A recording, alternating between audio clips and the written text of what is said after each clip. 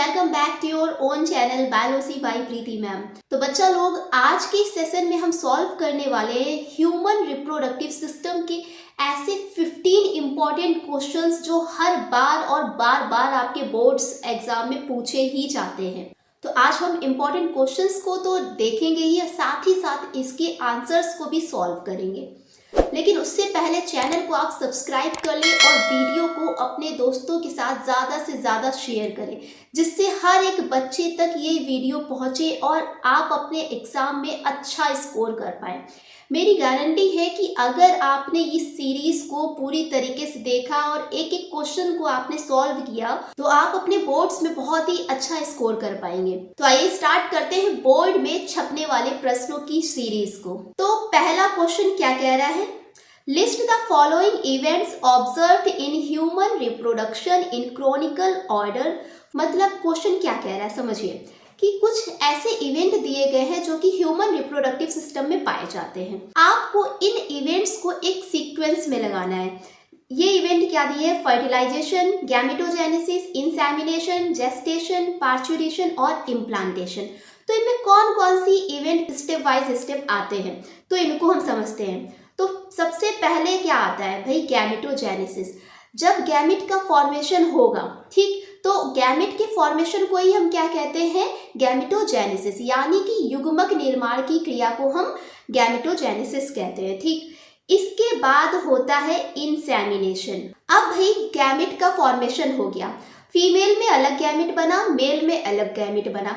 Female में जो gamete बनता है उसको कहते हैं ओवम, जबकि मेल में जो गैमेट बनता है उसको कहते हैं स्पर्म। तो अब यहाँ पे स्पर्म और ओवम बन गए। देन सेकेंड इवेंट आता है इंसेमिनेशन। इंसेमिनेशन प्रोसेस क्या होती है? Transfer of gamete. अब ट्रांसफर ऑफ गैमेट कैसे होगा कि जो फीमेल जेनिटेलिया है और मेल जेनिटेलिया, ठीक, तो इनका कांटेक्ट होगा, इंटरकोर्स होगा, तो जिसके कारण क्या होता है कि जो गैमेट है इनका ट्रांसफर हो जाता है, ठीक। नेक्स्ट इवेंट आता है फर्टिलाइजेशन। अब गैमेट का ट्रांसफर हो गया, स्पर्म और ओवम मिले, इससे क्या होगा? फर्टिलाइजेशन होगा, यानी निषेचन की क्रिया होगी। नेक्स्ट इसके बाद इवेंट आता है इम्प्लांटेशन। फर्टिलाइजेशन हो गया, निषेचन की क्रिया हो गई, यानी कि जाइगोट बन गया। अब इस जाइगोट का इम्प्लांटेशन होता है, ठीक। इम्प्लांटेशन के बाद आता है जेस्टेशन, यानी कि गर्भ धारण का टाइम, ठीक। तो ये जेस्टेशन पीरियड आता है। जेस्टेशन के बाद आता है आपका पार्च्यूरेशन। जो जेस्टेशन पीरियड होता है ये आपका 9 मंथ का होता है, ठीक है। कितने मंथ का? ये 9 मंथ का होगा।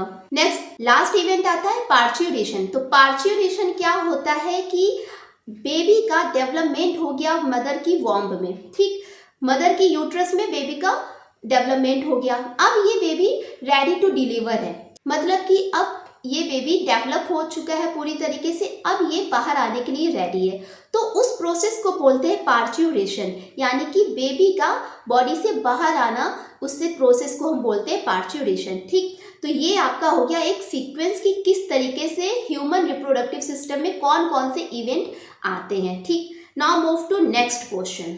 तो नेक्स्ट क्वेश्चन क्या कह रहा है? Name the layer of cells that forms the outer wall of blastocyst। मतलब कि ब्लास्टोसिस्ट जो होता है उसकी आउटर लेयर का नाम क्या है, ठीक। Your answer must be trophoblast, ठीक। ट्रोफोब्लास्ट जो होती है ये ब्लास्टोसिस्ट की आउटर वॉल होती है। नेक्स्ट क्वेश्चन क्या है? Write the function of the seminal vesicle. जो सेमिनल वेसाइकल होता है मेल रिप्रोडक्टिव सिस्टम में मैंने आपको पढ़ाया था सेमिनल वेसाइकल के बारे में, तो उसका फंक्शन क्या होता है? तो इसका फंक्शन है, पहला क्या है कि seminal vesicle produces N alkaline secretion containing prostaglandins, proteins and fructose. पहला फंक्शन तो ये है कि जो सेमिनल वेसाइकल होता है ये एक एल्केलाइन सेक्रीशन करता है, और इस एल्केलाइन सेक्रीशन में क्या होता है? प्रोस्टाग्लैंडिन्स होते हैं, प्रोटीन्स होंगे और फ्रक्टोज होगा, ठीक। और इस सेमिनल वेसाइकल से जो सेक्रीशन होता है एक्चुअली इसको कंबाइंड फॉर्म में हम सीमेन बोलते हैं, ठीक। And the high fructose content provides energy to the spermatozoa. अब इसमें जो फ्रक्टोज की क्वांटिटी होती है बहुत ज़्यादा होती है, और ये फ्रक्टोज जो होता है ये जो स्पर्मेटाजोआ होते हैं उनको एनर्जी प्रोवाइड कराता है, उनको ऊर्जा देता है, ठीक। तो बच्चों साथ में आप इनका स्क्रीनशॉट भी लेते जाइए, क्योंकि ये ऐसे क्वेश्चन है जो कि आपके बोर्ड्स में हर बार पूछे ही जाते, बहुत ही ज़्यादा इंपॉर्टेंट क्वेश्चन है। तो इन्हें आप साथ साथ में लिखते जाइए या फिर इनका आप स्क्रीनशॉट ले लीजिए। Now move to next question. Next question क्या कह रहा है? The below diagram shows human male reproductive system.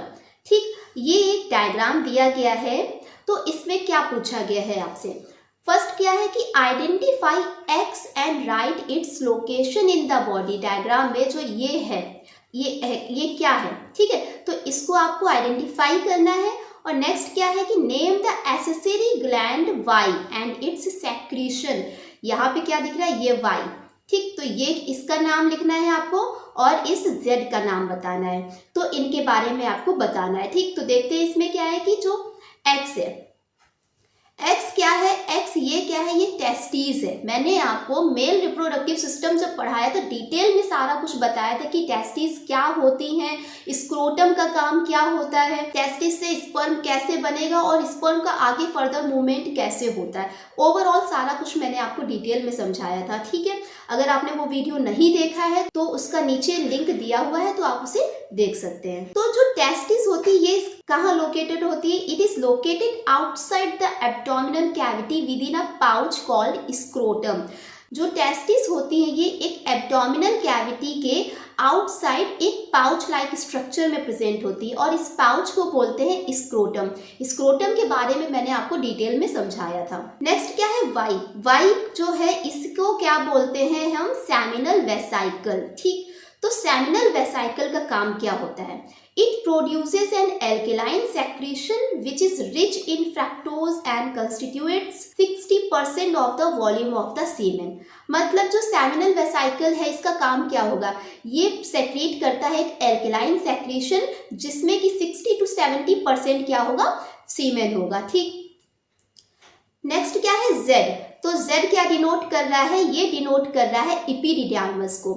जो इपीडिडाइमस होता है ये एक टेम्परेरी स्टोरेज ऑफ स्पर्म होता है, यानी कि इस इपीडिडाइमस में जो स्पर्म बनता है तो यहाँ पे आके ये टेम्परेरी फॉर्म में स्टोर होता है और यहाँ पे जब ये स्टोर होता है तो इसका मैचुरेशन होता है, क्योंकि जब इपीडिडाइमस में स्पर्म पहुँचता है तो वहाँ पे ये मूवमेंट नहीं कर पाता है। ठीक है, लेकिन आफ्टर मैचुरेशन अब इपीडिडाइमस से जब ये आगे फर्दर मूव करता है तो ये मूवेबल हो जाता है। ठीक है बच्चों, मेरी गुजारिश है आपसे, अगर आपने अभी तक चैनल को सब्सक्राइब नहीं किया है तो चैनल को सब्सक्राइब कर लें और वीडियो को ज़्यादा से ज़्यादा अपने दोस्तों के साथ शेयर करें, जिससे कि हर एक बच्चे तक ये क्वेश्चन पहुंच सके और ये जो सीरीज़ है ये पहुंच सके। मेरा वादा है आपसे, इस सीरीज़ से आपका एक भी क्वेश्चन बाहर नहीं जाएगा। अगर आपने इन सभी क्वेश्चंस को रट लिया तो आप अपने बोर्ड्स एग्जाम में बहुत ही अच्छा स्कोर करने वाले हैं, यानी कि आप अपने बोर्ड्स में तहलका मचाने वाले हैं। तो आइए इसी बात पे नेक्स्ट क्वेश्चन देखते हैं। नेक्स्ट क्वेश्चन क्या कह रहा है? Name the cells that nourish the germ cell in the testis where these are located in testis. मतलब क्वेश्चन क्या कह रहा है समझिए, टेस्टिस में कौन सी ऐसी सेल्स होती हैं जो कि जर्म सेल को नरिशमेंट देती है, उन्हें पोषण प्रोवाइड कराती हैं, और ये कहाँ पे सिचुएटेड होती हैं? तो आंसर क्या है आपका? Sertoli cells. जो सर्टोली सेल्स होती हैं ये जर्म सेल को न्यूट्रिशन प्रोवाइड कराती हैं और ये प्रेजेंट कहाँ पे होती है? ये सेमिनिफेरस टिब्यूल्स में प्रेजेंट होती हैं। ये मैंने आपको डिटेल में समझाया था। ठीक, नेक्स्ट क्वेश्चन क्या है? When do the oogenesis and the spermatogenesis initiate in human female and male respectively? ये क्वेश्चन आपका 2013 में पूछा गया है। मतलब क्वेश्चन क्या कह रहा है कि फीमेल में oogenesis कब स्टार्ट होती है और मेल में spermatogenesis कब स्टार्ट होती है? तो आंसर क्या है कि जो oogenesis होती है ये कब स्टार्ट होगी? इट इनिशिएट ड्यूरिंग फीटल और एम्ब्रियोनिक स्टेज इन फीमेल्स, यानी कि जब जो फीमेल होती है अपनी माँ के गर्भ में होती उस स्टेज से ही वो ओवम का निर्माण करने लगती है, ठीक है, उसमें ओवम का फॉर्मेशन होने लगता है। यानी कि oogenesis कब से स्टार्ट होगी, वो एम्ब्रियोनिक स्टेज से ही स्टार्ट हो जाती है, ठीक। जबकि जो स्पर्मेटोजेनेसिस होती है, यानी कि स्पर्म का फॉर्मेशन जो होगा मेल में, वो कब से स्टार्ट होगा, वो जब मेल जो होता है वो जब प्यूबर्टी स्टेज में पहुंच जाता है, ठीक, तब उसमें स्पर्मेटोजेनेसिस होनी स्टार्ट हो जाती है, ठीक। तो अब हम सॉल्व करेंगे ऑब्जेक्टिव क्वेश्चंस को। फर्स्ट क्वेश्चन क्या है, the embryo with 8 to 16 blastomeres is called. जो एम्ब्रियो है 8 to 16 ब्लास्टोमियर के एम्ब्रियो को क्या कहते हैं, ठीक। तो ऑप्शन क्या है, गैस्ट्रुला नहीं होगा, मरूला, ब्लास्टुला और ट्रोफोब्लास्ट। तो आपका आंसर क्या हो जाएगा, मरूला, ठीक है। जो मरूला स्टेज होती है इसमें 8 to 16 ब्लास्टोमियर्स होते हैं, ठीक। नेक्स्ट क्वेश्चन क्या है, name the technique of transferring embryos up to 8 blastomeres into the fallopian tube. मतलब कि जो फीमेल होती है उनकी फैलोपियन ट्यूब में 8 ब्लास्टोमियर्स को ट्रांसफर करने की टेक्निक को क्या कहते हैं, ठीक।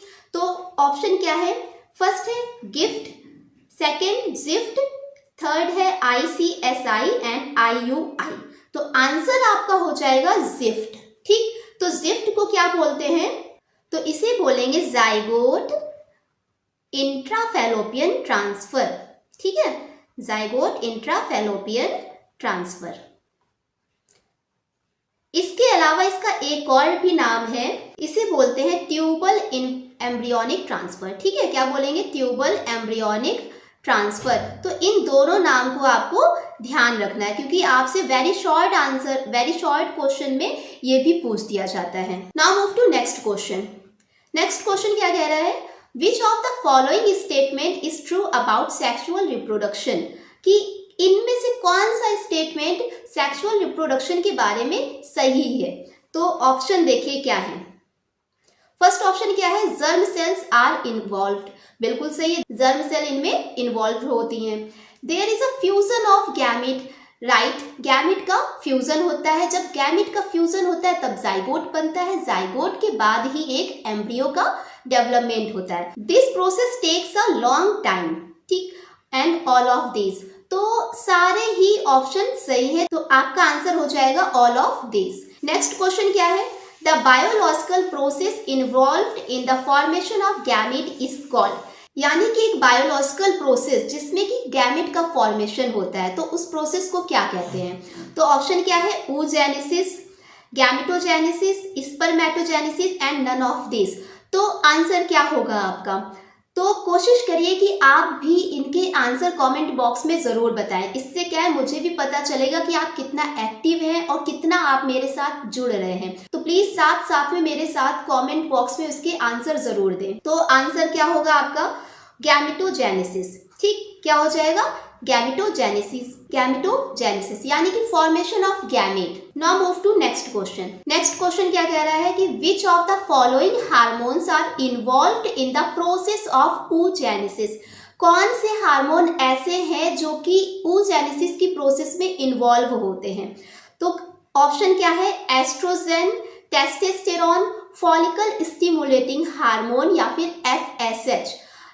एंड डी ऑप्शन क्या है आपका, बोथ, A एंड C। तो आंसर क्या होगा आपका, एस्ट्रोजन और फॉलिकल स्टिमुलेटिंग हार्मोन। तो आंसर हो जाएगा आपका डी नंबर, यानी कि A और C। देखो एस्ट्रोजन फीमेल में होता है, जो एस्ट्रोजन हार्मोन है ये किस में बनता है, ये फीमेल में होता है, और कौन बनाता है, ये ओवरी बनाती है, ठीक है। ओवरी जो है ये एस्ट्रोजन और प्रोजेस्टेरोन हार्मोन का सेक्रेशन करती हैं, और साथ ही साथ फॉलिकल स्टिमुलेटिंग हार्मोन। जबकि जो टेस्टोस्टेरोन हार्मोन होता है ये प्रेजेंट होता है मेल में, ठीक है। तो मेल में जो टेस्टिस होती है ये टेस्टिस सेक्रेशन करती है टेस्टोस्टेरोन हार्मोन का। नेक्स्ट क्वेश्चन क्या है, which of the following is a primary organ of the female reproductive system. Female reproductive system यानी कि मादा जनन तंत्र में प्राइमरी रिप्रोडक्टिव ऑर्गन क्या होता है। ऑप्शन क्या है कि फर्स्ट है वेजाइना, सेकंड ऑप्शन आपका है यूट्रस, थर्ड ऑप्शन है आपका ovary and last option testis. तो इनमें कौन सा ऑप्शन सही होगा, कमेंट बॉक्स में मुझे जरूर बताएं। तो आंसर हो जाएगा आपका ओवरी। जो ओवरी होती है ये प्राइमरी सेक्स ऑर्गन होते हैं फीमेल के, ठीक है, जबकि वेजाइना, यूट्रस और टेस्टिस तो पाई जाती है मेल में, ठीक है। वेजाइना और यूट्रस ये आपके आ जाते हैं सेकेंडरी रिप्रोडक्टिव ऑर्गन में, ठीक है। Now move to next question. Next question क्या कह रहा है? The formation of gametes and the transfer of gamete occur in. Gamete का फॉर्मेशन और ट्रांसफर ऑफ गैमेट किसमें होता है? तो ये प्रोसेस किसमें होगी? फर्टिलाइजेशन में तो होगा नहीं, क्योंकि फर्टिलाइजेशन प्रोसेस क्या होती है? गैमेट का फ्यूजन। गैमेट के फ्यूजन को हम क्या कहते हैं? Fertilization. Pre fertilization, post fertilization या फिर डी ऑप्शन एक्सटर्नल फर्टिलाइजेशन। तो आंसर क्या हो जाएगा आपका? Pre fertilization. क्योंकि जो प्री फर्टिलाइजेशन होता है यानी कि फर्टिलाइजेशन से पहले की प्रोसेस, ठीक है, तो उसी प्रोसेस में ही तो क्या बनता है? गैमेट का फॉर्मेशन होगा। गैमेट के फॉर्मेशन के बाद इनका ट्रांसफर होता है। तो ये प्रोसेस किसमें होगी? ये प्री फर्टिलाइजेशन में होती है, ठीक। Now move to next question. How many hours are required for a sperm cell to fertilize an egg. यानी कि किसी भी स्पर्म सेल को कितने घंटे चाहिए होते हैं किसी भी एग से फर्टिलाइज होने में? तो ऑप्शन क्या है आपके? ए ऑप्शन है 12 आवर्स, 14 आवर्स या 24 आवर्स या 36 आवर्स। तो आंसर मुझे जरूर कमेंट बॉक्स में बताएं। तो आंसर हो जाएगा आपका 24 आवर्स, यानी कि 24 आवर्स तक ही जो स्पर्म सेल होती है वो जिंदा रहती है, वो फर्टिलाइजेशन करने की एबल होती है। लेकिन जैसे ही 24 आवर्स हो जाते हैं, आफ्टर 24 आवर्स ये स्पर्म सेल डेड हो जाती है, यानी मर जाती है, ठीक। Now move to next question. Next question क्या कह रहा है? Is also known as the proliferative phase. इनमें से कौन सा एक ऐसा ऑप्शन है जिसे प्रोलिफरेटिव फेज भी बोलते हैं, ठीक। तो पहला ऑप्शन क्या है? Luteal phase, B option menstrual phase, follicular phase and none of this. तो ये फेजेस किसकी हैं? ये फेजेस हैं आपकी मेंस्ट्रुअल साइकिल की। मैंने आपको मेंस्ट्रुअल साइकिल बहुत ही डिटेल में समझाई है। अगर आपने वो अभी नहीं देखा है तो वीडियो में नीचे लिंक दिया हुआ है, तो उसमें आप जाके चेकआउट कर सकते हैं और उसे डिटेल में समझ सकते हैं। तो फेजेस ऑफ मेंस्ट्रुअल साइकिल कितनी है? 4 होती है, मैंने आपको पढ़ाई थी, ठीक है। तो जो प्रोलिफरेटिव फेज होती है इसे क्या कहते हैं? तो प्रोलिफरेटिव फेज को बोलते हैं बेटा ल्यूटियल फेज, ठीक। जो प्रोलिफरेटिव फेज होती है इसे बोलते हैं ल्यूटियल फेज, ठीक। Now move to next question. Which of the following reproductive organs is the copulatory organ in male. यानी कि जो मेल होते हैं उनमें कॉपुलेटरी ऑर्गन क्या होता है, ठीक है। तो ऑप्शन क्या है आपका? ए ऑप्शन है पेनिस, नेक्स्ट है option urethra and C option epididymis and last one vas deferens. तो इनमें से कौन सा ऑप्शन सही है? कमेंट बॉक्स में जरूर बताएं। तो इसका ऑप्शन हो जाएगा पेनिस। तो जो पेनिस होता है ये मेल का कॉपुलेटरी ऑर्गन होता है, ठीक है। इसके द्वारा ही इंसेमिनेशन होता है। नाउ अब हम बात करेंगे शॉर्ट टाइप ऑफ क्वेश्चंस के बारे में, जो कि आपके 3 नंबर के बोर्ड में पूछे जाते हैं। तो क्वेश्चन क्या है? पहला, difference between spermatogenesis and spermiogenesis. तो ये क्वेश्चन आपका 2014 में पूछा गया है। देखिए बच्चों, ये जो क्वेश्चन मैं आपको करा रही हूँ ना, बहुत ही ज़्यादा इम्पॉर्टेंट है। तो इन्हें आप स्क्रीनशॉट ले लें या फिर आप साथ साथ में इन्हें नोट डाउन करते चलें, ठीक है। और साथ ही साथ चैनल को सब्सक्राइब ज़रूर कर लें और वीडियो को अपने दोस्तों के साथ शेयर कर दें, जिससे हर एक बच्चे तक ये वीडियो पहुंच सके। और जो मैं सीरीज़ एक चला रही हूँ, हर एक दिन आपको एक वीडियो मिलने वाली जिसमें कि बहुत ही ज़्यादा इम्पॉर्टेंट क्वेश्चन मैं आपको कराने वाली हूँ। तो इसे ज़्यादा से ज़्यादा दोस्तों के साथ अपने शेयर ज़रूर करें। तो देखते हैं नेक्स्ट क्वेश्चन क्या है कि differentiate between spermatogenesis and spermiogenesis. यानी कि स्पर्मेटोजेनेसिस और स्पर्मियोजेनेसिस में डिफरेंस बताना है। तो डिफरेंस क्या है? जो स्पर्मेटोजेनेसिस होती है, it is a process of formation of sperms from immature germ cell. यानी कि इमैच्योर जर्म सेल से स्पर्म की फॉर्मेशन को हम बोलते हैं स्पर्मेटोजेनेसिस, ठीक। जबकि स्पर्मियोजेनेसिस क्या होता है? ये जो प्रोसेस होती है, इस प्रोसेस में क्या होता है कि it is a process of transformation of a circular spermatid to a motile spermatozoa. यानी कि जो एक सर्कुलर स्पर्मेटिड होता है वो अब चेंज हो जाता है एक मोटाइल स्पर्मेटोजोआ में। ठीक, तो ये होता है स्पर्मियोजेनेसिस। सेकेंड नंबर क्या है कि number of cells increases as each spermatogonium produces 4 spermatid. मतलब कि जब स्पर्मेटोगोनियम जो होती है, ये जब 4 स्पर्मेटिड बनाती है तो साथ ही साथ इसके नंबर भी इंक्रीज होती है, जो सेल्स होती है उनके नंबर इंक्रीज होते हैं। जबकि स्पर्मियोजेनेसिस में क्या होता है, स्पर्मियोजेनेसिस में no change in number of cells as only 1 spermatid develop into an spermatozoa. Spermiogenesis में ऐसा कुछ भी चेंज नहीं होता है। इसमें क्या होता है, सिर्फ जो एक स्पर्मेटिड होता है इसका डेवलपमेंट होता है किसमें, स्पर्मेटोजोआ में। तो ये हो गया आपका स्पर्मेटोजेनेसिस और स्पर्मियोजेनेसिस में डिफरेंस, जो कि आपका बहुत ही ज्यादा इंपॉर्टेंट है। Now move to next question. Next question क्या कह रहा है, draw and a label the parts of the head region only of a human sperm, या फिर draw a label diagram of human sperm. ये क्वेश्चन आपका बहुत बार पूछा जा चुका है और हर बार पूछा ही जाता है, इसे तो आप बिल्कुल रट ही डालें। तो ये रहा आपका डायग्राम कि जो मेल स्पर्म सेल होता है इसमें 3 रीजन होते हैं। ये हेड है, ये नेक रीजन है आपका, और ये टेल रीजन है। जो हेड रीजन होता है इसमें आपके क्या क्या प्रेजेंट होती है, एक हेड कैप होती है, इसके बाद इसमें एक्रोसोम होता है। जो एक्रोसोम होता है, इसी एक्रोसोम के द्वारा ही जो स्पर्म होता है वो ओवम में पेनिट्रेट करता है। ठीक है, ओवम से वो कांटेक्ट बनाता है। ठीक, इसके बाद इसमें एक न्यूक्लियस होता है, और जो इसका नेक रीजन होता है, हेड और नेक के रीजन पे यहाँ पे होता है एक डिस्टिल सेंट्रियोल। ठीक, और जो मिडिल पीस होता है यहाँ पे प्रेजेंट होती है माइटोकॉन्ड्रिया, और इसके नीचे प्रेजेंट होता है एक्सियल फिलामेंट, और ये है टेल का एंड पीस। ठीक है, तो ये डायग्राम है स्पर्म सेल का, जो आपको पूरी तरीके से तैयार होना चाहिए। इसे आप बना बना के खूब अच्छे से प्रैक्टिस कर लीजिए और इस डायग्राम को बिल्कुल रट डालिए, खूब अच्छे से प्रैक्टिस करिए, क्योंकि ये हर बार पूछा जाता है diagram. Now move to next question. Next question क्या कह रहा है, write the effect of high concentrations of LH on a mature Graafian follicle. मतलब कि जो मैच्योर ग्राफियन फॉलिकल होते हैं उनमें LH यानी कि ल्यूटिनाइजिंग हार्मोन का क्या इफेक्ट होता है। जो उसकी कंसंट्रेशन, हाई कंसंट्रेशन होता है LH का, तो उसका मैच्योर ग्राफियन फॉलिकल पे क्या इफेक्ट पड़ता है। तो आंसर क्या है, और ये क्वेश्चन आपका 2014 में पूछा गया है, तो इसे भी आप बहुत ही अच्छे से तैयार कर लीजिए। आंसर क्या है, the high concentration of LH, और इस हाई कंसंट्रेशन ऑफ LH को LH सर्ज भी बोलते हैं, क्योंकि जो ल्यूटिनाइजिंग हार्मोन होता है ये बहुत ही ज़्यादा हाई हो जाता है, इसका कंसंट्रेशन बहुत ही ज़्यादा हो जाता है, इसलिए इसको LH सर्ज भी बोलते हैं। It induces the rupture of Graafian follicle which results in the release of secondary oocyte, hence causing ovulation in female।